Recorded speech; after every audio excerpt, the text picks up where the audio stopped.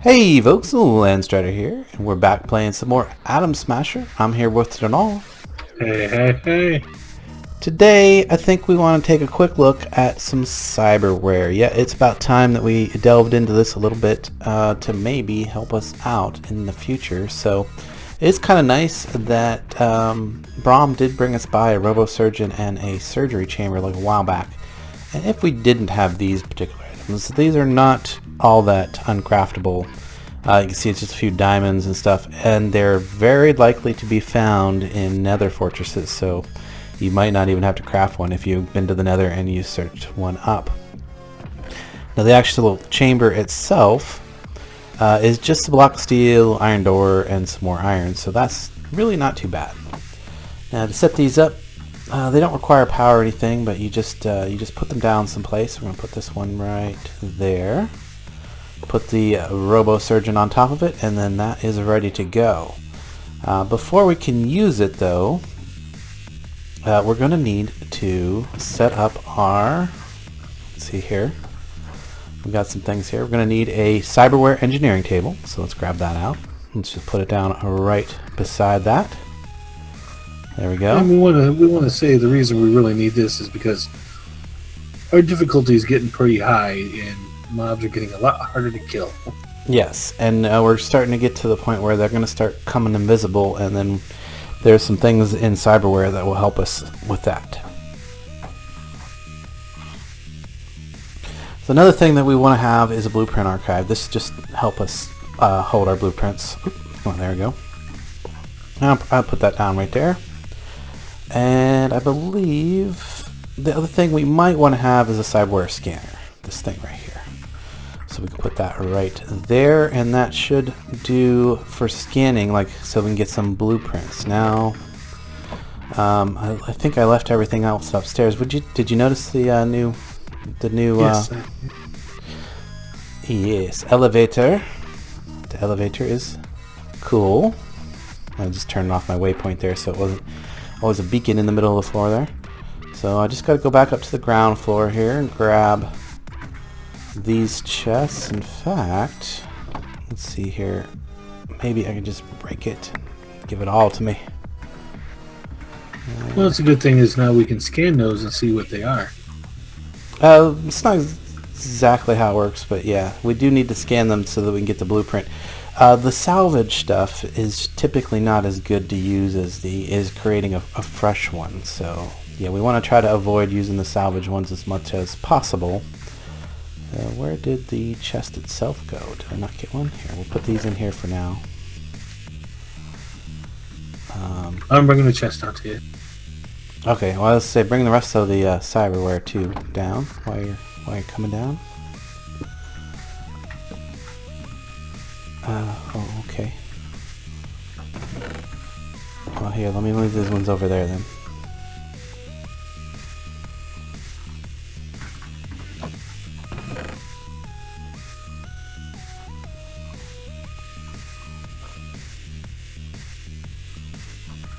There we go. That should be everything into that one. And this was there more in the chest up there? Yeah, I got the rest. Okay. Well, you have to put another chest down beside it. So, there was one other thing that we would need to create, and that is going to be. Yeah, there's some blueprints that can go in the blueprint archive there. Those have been gifted to us. We got a hubjack blueprint and a cyber eye blueprint, so we can take those out and go ahead and put them in the blueprint archive.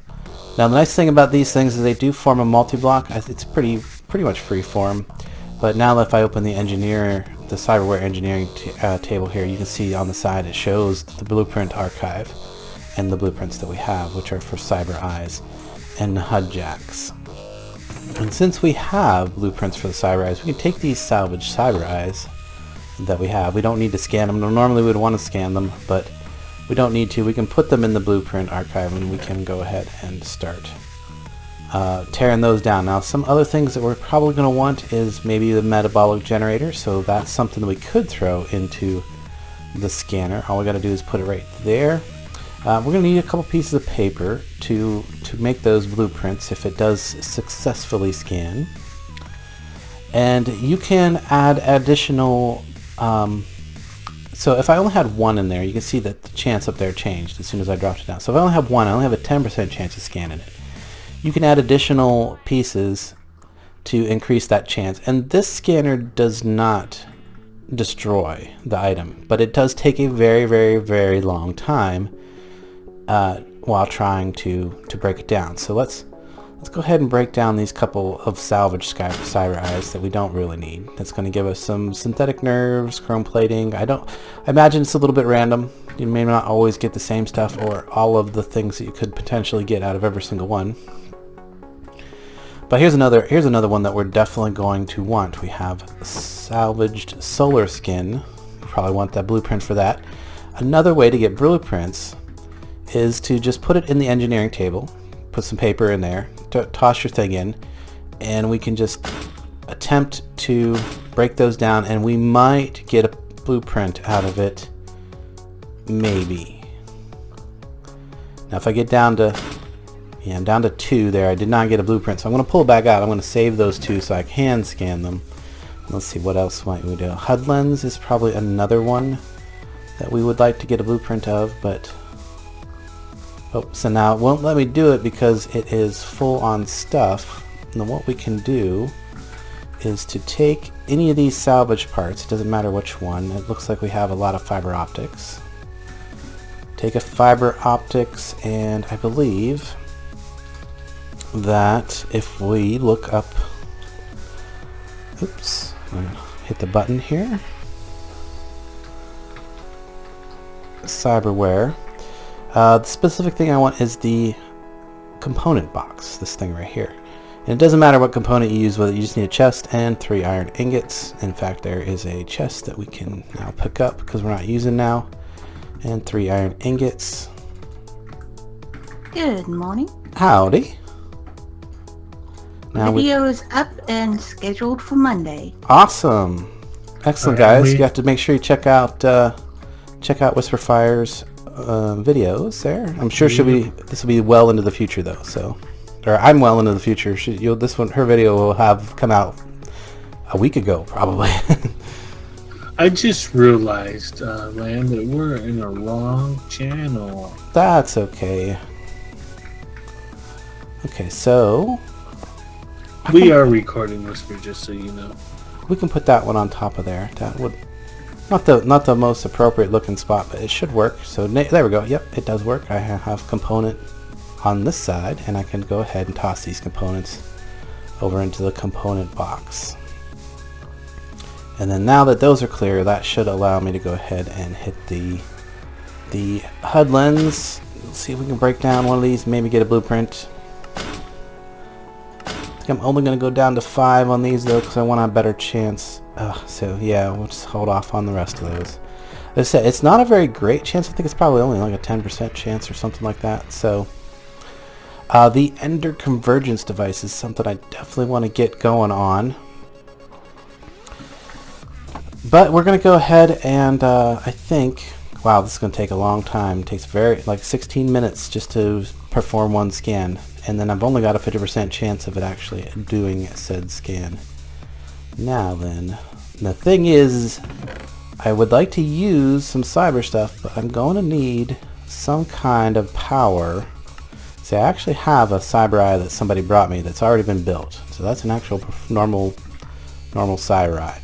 You can see that it requires 1 power when in use. So if I try to use it without any kind of power source, so some kind of power source would be necessary to include like cardiovascular coupler, I believe. Yeah, produces 6 power when in use. So that is something that would allow me to do things. Now I could in fact use the salvage one. Let's see here, that plus that.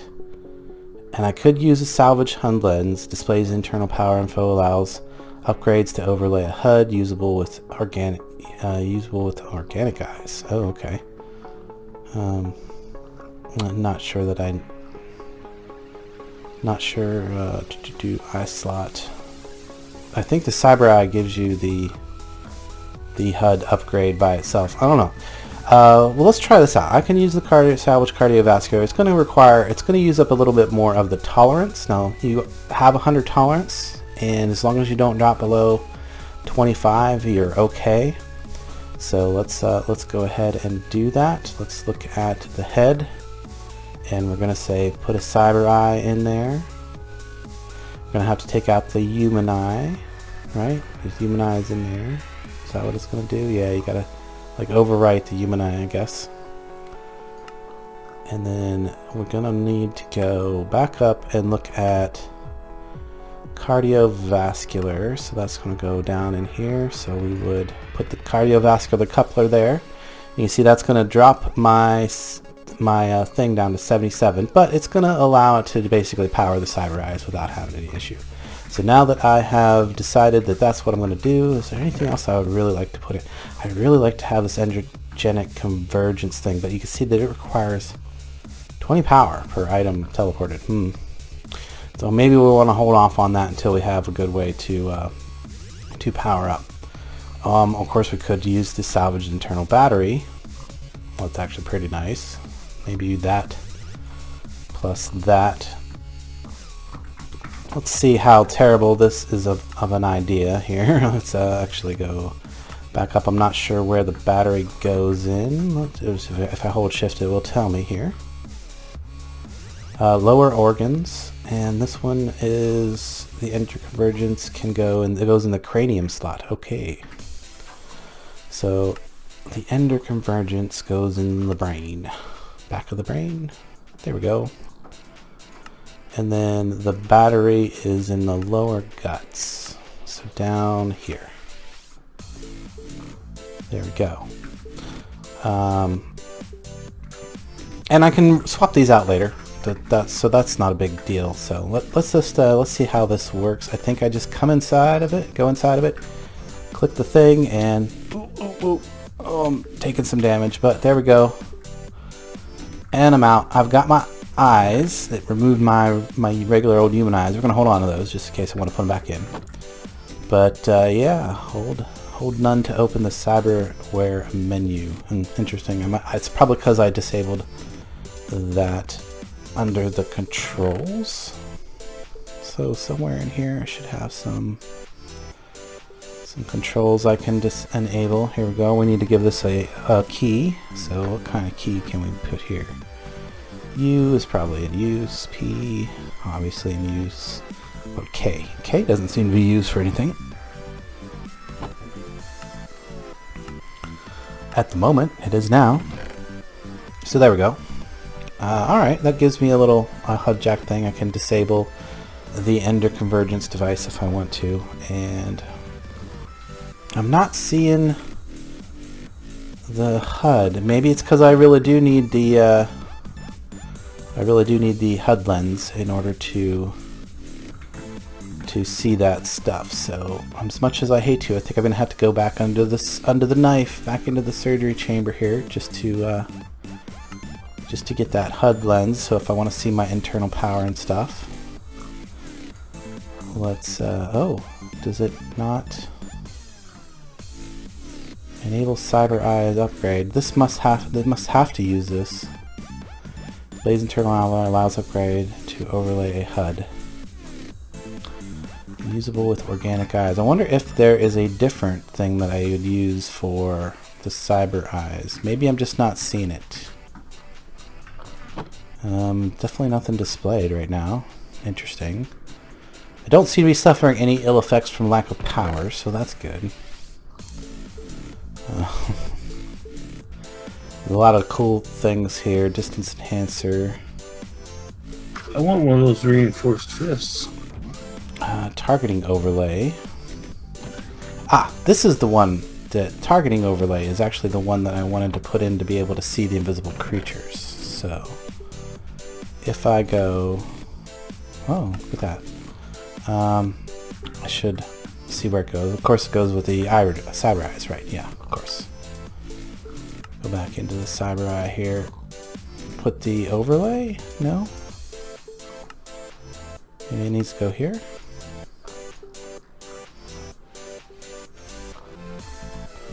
Am I doing wrong? Maybe I can't use this one. Requires cyber eye and HUD jack. Ah, HUD jack. That's what I'm missing. A HUD jack. Do we even have a HUD jack in here? Threat matrix, neutralizer, consciousness transmitter, adrenaline pump.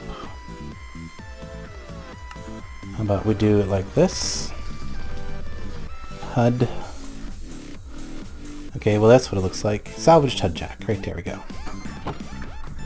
So if I got the HUD jack and that, hopefully this isn't going to overdo the power necessary, but if we put a HUD jack in and then that thing, we go, whoops, I didn't like that. Maybe it's because I didn't, oh, interesting. They're in my inventory now. Alright, so if I come inside and do the click again, hopefully those will get installed. They don't seem to get installed. Interesting. Let's try that one more time. And go back up. Okay, I think that was it. I just didn't go back out of the menu properly. I'm healed up, so I should be okay. Under the knife one more time. There's my HUD jack. There I can see my power right now. Currently got +6, and I am making everything around me glow now. I can see outlines of stuff, so nothing will be able to hide from me, invisible or whatever. Well, I'm pretty happy with that. Now, I think it's just going to be a matter of getting some scans. We're going to want to actually get proper built stuff, because that's gonna it'll use less tolerance if it's not salvaged. Basically, is what I think is the main difference there. You guys can correct me if I'm wrong, but we're definitely going to want to salvage or get the blueprints for a few more of these items that we have in here, particularly the HUD jack, or get another one, because that looks like that was the only one we actually had. I might have to uninstall it and just scan it for a while off camera. But anyway, I think that is going to be a very short episode of just how brief. Oh, look, there's that skeleton that's been making noise. Now I can see him. You see him down there now? Well, no, I'm not installed like you are. You don't have. Oh, you don't have the glow. It doesn't show you the glow around stuff. No. Okay, cool. So it does only work for the person who has the upgrade installed. Nice. Yeah, because you have the implants. Well, I mean, it is a vanilla feature of the newer versions of vanilla that whole make things glow with the white outline. So yeah, I can see where all of the nearby entities are at. And, according to my HUD jack, these armor stands are entities as well, but it's kind of funny. So I can see an outline around you. I can see an outline around the sheep and the pigs outside. And I can finally see that skeleton that's been making noise over here in the corner. Pretty cool. Well, anyway, guys, I do apologize for such a short episode. We're going to do a lot more cyberware stuff off camera. I'll give you another update in a future episode about that, about what upgrades we do ultimately and decide are the best for each of us. But anyway, guys, thanks so much for watching. If you liked this episode, make sure you hit that like button. And until next time, we will catch you later. Goodbye.